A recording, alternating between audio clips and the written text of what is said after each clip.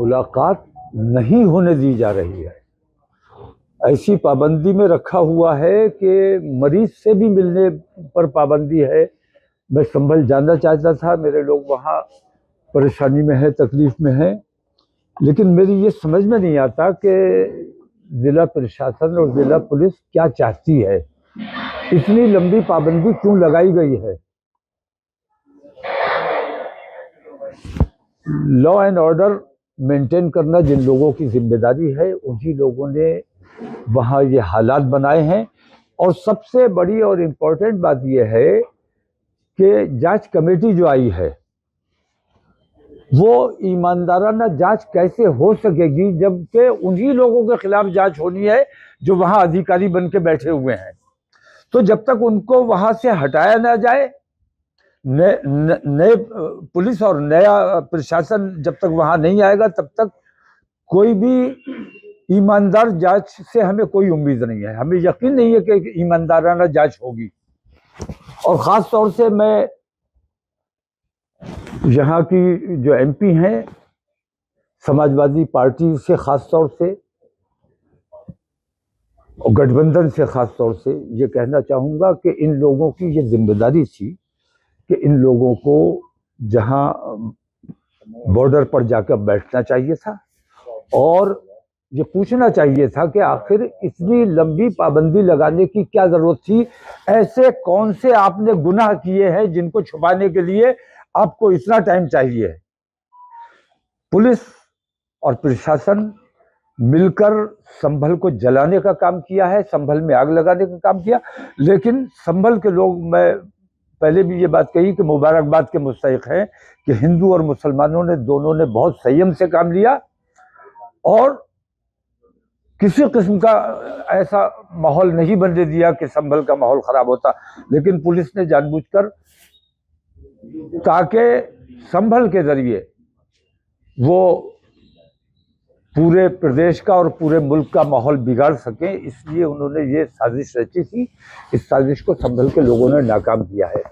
जो घायल हैं उनसे मिलने की इजाज़त होनी चाहिए थी। मैं उन लोगों के लिए कुछ मदद भी लेकर आया था, उनको पहुंचाना चाहता था, लेकिन वहाँ ऐसी पाबंदी लगी हुई है कि सब लोग आ जा रहे हैं, लेकिन उन्हीं 3 लोगों से जो TMU में हैं उनसे मिलने पर पाबंदी है, उनसे बात करने पर पाबंदी है।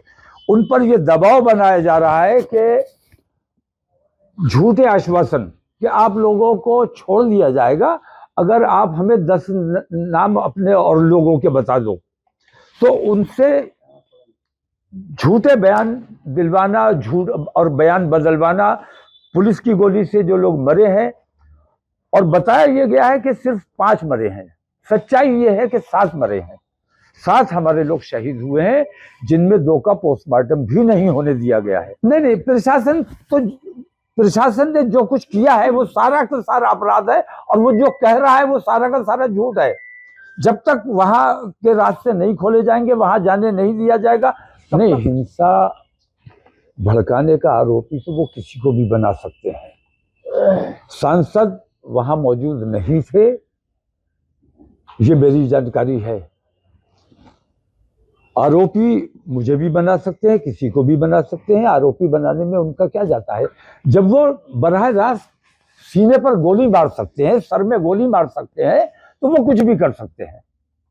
तो ये जो बेकाबू पुलिस हुई है और जंगल राज जो कायम हो गया है, इस जंगल राज के खिलाफ तमाम लोगों को, तमाम पार्टियों को मुत्तहिद होना चाहिए।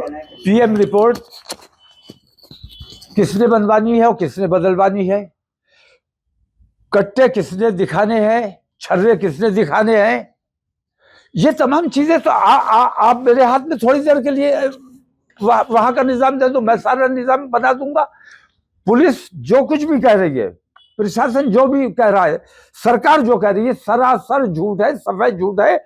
मुसलमानों ने न कोई पथराव किया है, न दंगा किया है।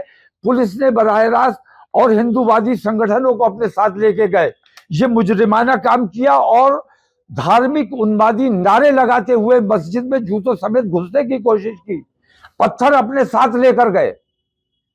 इन तमाम के बावजूद मुसलमानों ने सब्र से काम लिया है और मुसलमानों ने रिएक्शन नहीं दिया है।